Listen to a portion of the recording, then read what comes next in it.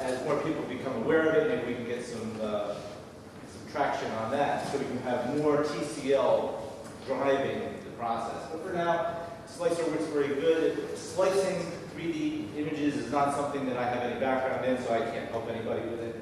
So we use a tool that works. The next part is when you, after you've sliced the 3D object, the resulting data is called G-code. And G-code is what the actual printing machine controller uses. It's also used in CNC for milling operations and so on, but the G-code is what you end up with. The G-code is very specific to the printer.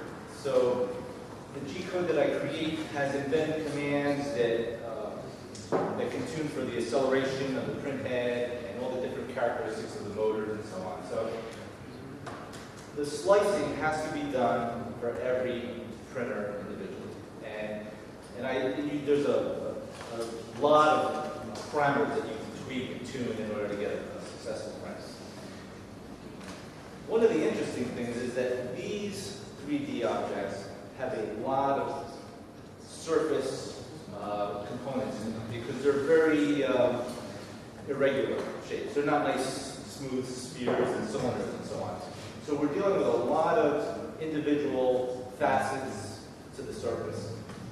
The net result is, with our primitive decimation process, where we only did preliminary decimation. We didn't go into any detail to see if we can optimize it in any way. So the net result was that our data coming out of the slicer was very large. And I ended up with data sets of over 10 million lines of G-code, which is unusual in this type of process. With that much data, the probability of a failure in the communications between your host computer and your 3D printer is very high. Now I'm using USB for the communications bus, but still, the controllers are Arduino-based microcontrollers, and the whole communication, the drivers and everything, they're prone to errors. And one of the common things is if you have a fluorescent light fixture, you can induce enough noise to trigger a failure in the data. So I found that the typical open source programs used to drive the printer with the G-code data, they would fail. So it was a little frustrating. I would start a print, it would go so far, I would get one failure, and the print would be destroyed. So I said, well, I don't have time to play around with this, but I do have time to write my own 3D printer controller in TCL, so I started doing that. So now I have a preliminary piece of software that I can now take the data from the slicer, put it into my controller, and actually run the 3D printer from TCL. The value to me is that now I can take because it's my own application, I can tune parameters dynamically. So I can adjust the flow of my filament, I can adjust the speed of the print head, and I can adjust the temperature of the extruder, such that I can actually watch the effects of all these changes happen right as it's printing, as my object is printing. And that allows me to get a set of parameters now that I can fix later on, and just preset and print, make it a lot easier. So anyway, so the net result was, with some of the data that Steve was giving me, it was a little bit, well, it was exciting, and that's all I can say, because with Steve working with the data set from the Harvey collection and the staff at the museum, how many months did they take to take those photographs of Einstein's brain? And, it wasn't too long. We have some biomedical visualization students working in the museum. And for the iPad app, I wanted to be able to show where each slide came from. So, and we had access to the actual photos that were taken during the autopsy and the notes. I think there was 6 or 8 high-resolution photos taken. So I asked one of the students to make me a surface model based on those photos using the interactive techniques they have. And it was about a month and a half, something like that, later, back came this STL model. Well, no, they sent me basically the surface model came back. Yeah, so when I was at the museum, I think it was during the conference last year, the girls were working on models, and they were painstakingly taking measurements and fine-tuning this 3D model of Einstein's brain. And what's the first slide that you have for me next? Okay, so here is my printer, and what we have here is one of the very first 3D renderings of Einstein's brain. And so for me, it was obviously very exciting to have that opportunity to be the person that gets to print Einstein's brain in 3D for the very first time. So it was one of the things that it was interesting from the point of view of what the data was. It was also interesting because it gave me a lot of incentive to get my printer working properly, because it was a difficult task to actually get the printer to work as reliably and consistently as I wanted. I also chose not to use the standard plastic that everybody uses for 3D printing. I'm using nylon, which has different properties, requires higher temperature, and a lot more control. And I like nylon as a substrate to work with because it's very durable. It's somewhat flexible when it's thin, so I can make some very interesting projects with this. But anyway, so right there we have one of the, about a 50% completed rendering of Einstein's brain. On the inside, in this part right here, you'll see that I have about a 10% infill, because it's a pretty good sized model, and it would just, to fill it with plastic doesn't make sense. So I just fill it with 10%, and it gives it some structure. The outside perimeter is 3 passes. So the printer will print 3 passes pretty quick, and then the last outer pass nice and slow, so you get a nice smooth outer exterior. So this is an overview. There's the nylon at the top. That's 1.5 kilograms of nylon, and that's the printer as it sits now. One of the interesting things is, as I was printing some of my test objects out, I realized when I assembled the printer, this x-axis mechanism here, I installed backwards. So as I was printing out things, they were coming out in reverse. And it took me like 3 days to find out what it was that I did with my I thought it was software or programming, but in fact I actually installed the whole axis backwards. So you learn as you go along. Okay, next one. Okay, so there's one of the brains being printed, one of the models. It's almost finished, and that's real time. There's no modifications at the time. That's what it really looks like. You printed the original size or? No, what the interesting thing was the STL file, we had no real concept of what the actual dimensions in the file were. That one there that's printed one-to-one with whatever the dimensions were in the file. I actually printed that one by accident. I didn't realize that I didn't have enough space, so I was always printing smaller models. As this one started to print, I realized that I didn't do any scaling when I sliced. So what I did was in the back here, I had a board that held the electronics. So as it's printing, I started disassembling all the electronics and pulling it away to make room so that the print head could go higher. And there was just enough room for it to finish, so I just let it go. I think that was about 8 hours of printing to get that model. So until the process is perfected, we aren't going to print a full-size one. Yeah. The thing is, using the other software that's available, I was not able to print that because I would get a communication failure, and it would just abort. And so my version of the communication software does proper retries and gets the communications channel working again. That particular one had 3 communication failures, and it recovered each time, and I was able to get a successful print, which was. You want I'll put the last video on what you do. Yeah. And there's another one there. In a different color nylon. Just a point on the nylon. This nylon is the stuff that you get, you know those trimmers that you use for trimming in the garden? This is the cheapest possible nylon. The good quality nylon has fiberglass in it. The really bottom of the range cheap nylon has no fiberglass, which makes it perfect for this. Exactly. This application. So that was my compelling reason for using the nylon, was because I knew that I could get this material anywhere. And I didn't have to go to a specialty distributor to get the raw material. So that's why I had a large interest in using the nylon. So here I brought both the orange and the blue. This is grain number 4, this is number 5, printed. You can take that one outside. The normal plastic is much more brittle. It's either ABS plastic, which is a type of styrene, or PLA, which is a organic-based plastic. But both when they print, again, if you're not familiar with 3D printing, most of the plastics they use are very rigid, and you can snap it. This, I think he spit it up. it's just not, it's but it's. You do realise his brain damage is going to Yeah. Well, somebody's got to be able to beat up Einstein's brain a little bit, but He's not using it at the moment, so. Doesn't hurt if you use it.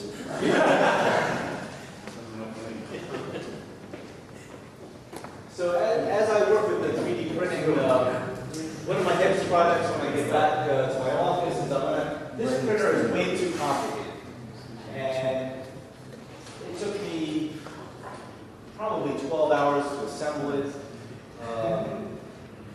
over a month to tune it and get it working properly. So I have some ideas. Well, again, once you start getting into 3D printing, you can now figure out what you need to do to make it better. And so I want to make a new design where just by changing some rods, I can make either a small printer or retrofit it to be larger, and just make a design that's more flexible. So I'll design both the hardware, the electronics, and then the software that drives it as well. And again, most of the software that I'm going to use is all TCL based. Now, Steve, I forwarded you an email that I sent you before with a picture of the 3D print controller, but I don't know if you got it on the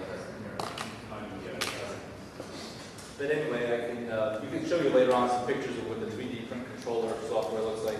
Nothing fantastic right now, but the goal will be so that you can actually see the model in 3D as you're printing it.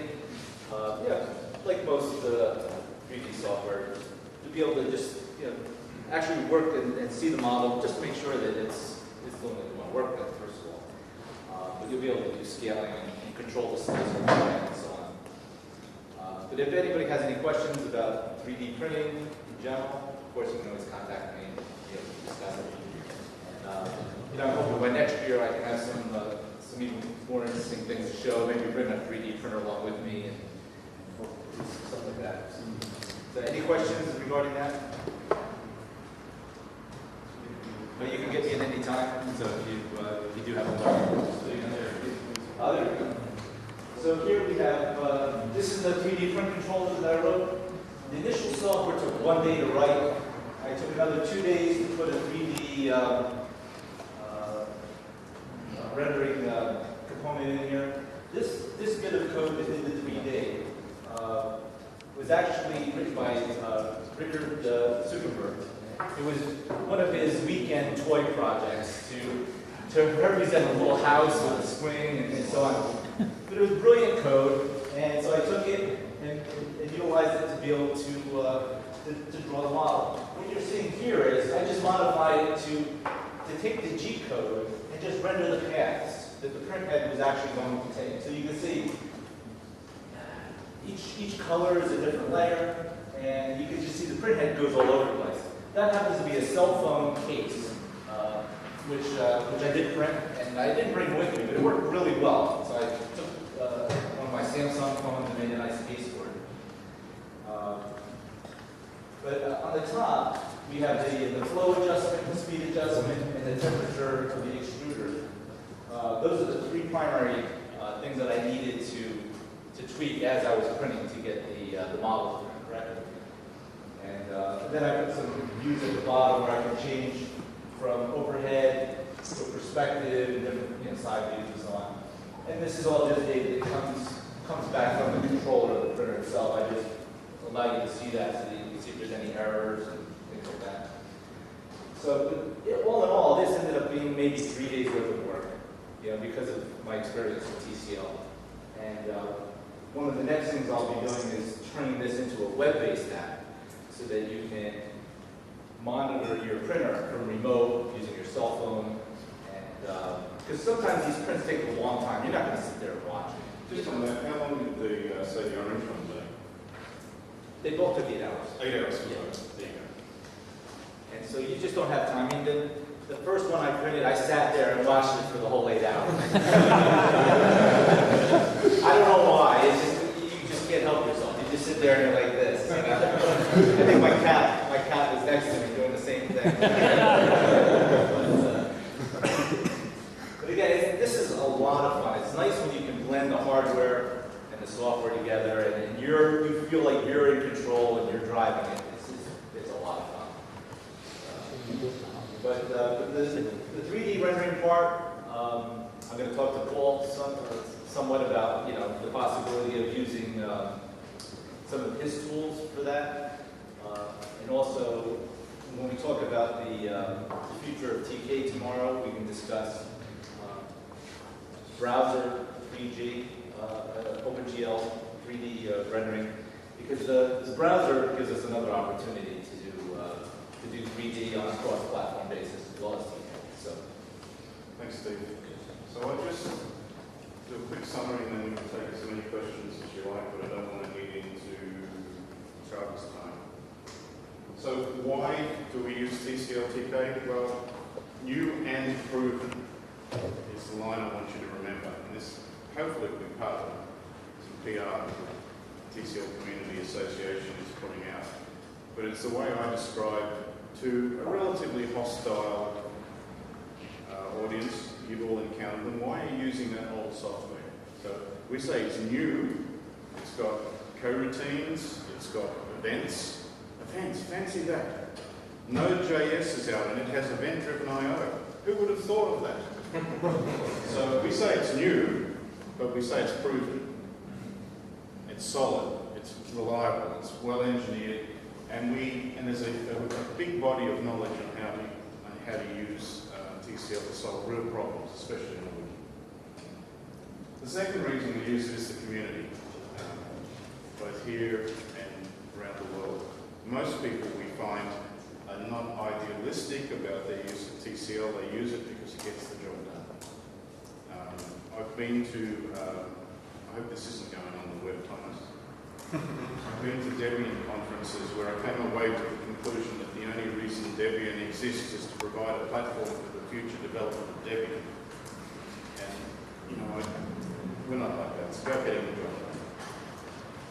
We like using it, and it seems to be that people, I'm a computing scientist, but I find that people that like TCL the most are not computing scientists. It's almost like it works the way engineers think, or maybe it's the command argument thing. It's simple, but it's also powerful. Big one is the portability of our skills. You've seen already how we've taken essentially the same skill set and applied it to the web, to the desktop, to 3D printing. It is the ultimate glue language, although when you use that phrase, no one knows what you're talking about, but you've all done it, glue together existing parts to make something better. But the real reason is it empowers domain specialists. At the museum, we've got anatomists, we've got cell biologists, we've got computing scientists, engineers, and their common language is TCL, because it enables them to have a relatively high level of competence and empowers them in their domain to solve their particular domain problems. Alrighty, that's the end of my talk. I've got some more stuff about the future of TCL, but we'll save that for later. Any questions to Steve and or myself? Yeah. How did you get the concurrency behavior with TCL HTTPD with the requests to the Z-mapping server? I'll show you later, but it's just basically when you know what a direct domain is? Where you actually, a direct domain is where you map a URL onto a procedure, and you just return from that procedure in a way that suspends. It's return minus, I can't remember, I'll look it up. But it's quite simple, and then you can resume later on. And it manages that for you. Of course, if we're doing it nowadays behind Nginx and SCGI, it wouldn't matter, because if that particular script blocks, Nginx is still responding to queries from clients and firing other scripts. Who stole our brains, by the way? Oh, they're on the back. I'm doing a talk at Susan on Tuesday, and I want to take those along. If you had a third one, you could juggle with them. Yeah, that's right. Remember, we have to respect. Yeah. Well, we saw what Steve did. Now, keep in mind that as of now, very few people have actually seen these renderings in 3D. So you're among the first that have seen it. Steve, of course, has seen it, and Mike at the museum has the original, the first 3 that I've rendered. And this is number 4 and number 5. So the orange one I printed just about 3 hours before I actually got on the plane to come here. So that's how fresh it is. Yeah, you can feel It's it's 11 hot. hours. 11 hours. And like I said, you can imagine, I was extremely excited to be able to say that I was the first person to print this. So it's a lot of fun. You spoke about an iPad app, or the body parts, the human body Yes. stuff. Does that exist? Is there already an application which does that on the iPad? It's not related? There are ones on iPad that do using medical illustrations. Right. As far as I'm aware, our one's the first one that does So reconstruction. it is out on the iPad, or? Oh, our one? No, we No. haven't released it yet. No. It just, it's time, usual thing. But it's been demonstrated, shall we say. Yeah. Um, Not on the iPad.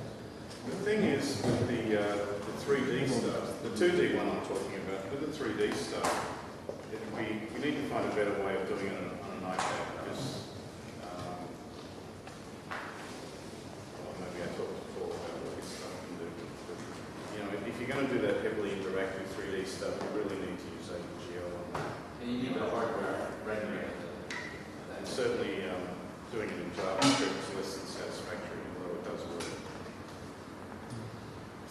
Just on the reconstruction, on the printing, we actually had the skull from the Visible Human, and that was the first one we were experimenting with. But before we actually did the printout, I said to Steve, you know, it'd probably good if the first 3D printing was not an executed prisoner, but was something more positive. So we flipped on doing the Einstein.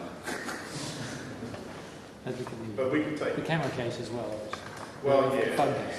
the first 3D anatomical one. Right. But it will be possible to, at the moment there's an interactive step on the way through.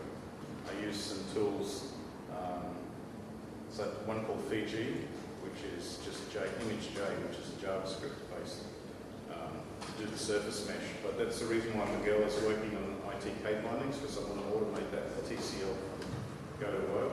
And so we will be in a position where I can give the names of the structures I want, and it'll flow through the pipeline, reconstruction, and then STL out to slicing. And that would be kind of cool, because we could do any combination of structures. You might want to print just the hand, or you might want to print the hand. Just the bones. Yeah, you could put in some sinews Yeah. or whatever. And then down the road, when Steve gets the multi-headed stuff working so you can have different colours, then we may be able to do a little bit more realistic. Don't underestimate how much effort was involved. I heard him cuss and swear more than I've ever heard him swear over this stuff. In the early days, you know, he'd print something for, and I say early days, I'm only talking 4 weeks ago. Yeah. I'd be talking to him on VoIP and how's it going? Oh, it's going great. Next thing I hear is swearing and it's failed again. And that little box that said TCL print controller, there's a lot of expertise locked in that. Well, the interesting thing is, as I was printing the very first rendering of Einstein's brain at a pretty decent scale. It got almost to the top, and the heater element in the extruder failed. So like, I mean, it's after hours and hours of like, and it was my own fault because I adjusted the voltage a little too high to it. I was kind of excited that by making some adjustments, I could get it to warm up faster. Well, it was warming up a little too fast. Gave a little too much power. And so I backed down on that. But it's just, those are the things that you learn, you know, when you're playing with hardware. And usually when you make a mistake in hardware, it destroys something. So. Our time is up. I don't want to eat into each other's time, but thank you very much. I appreciate your attention and your interest.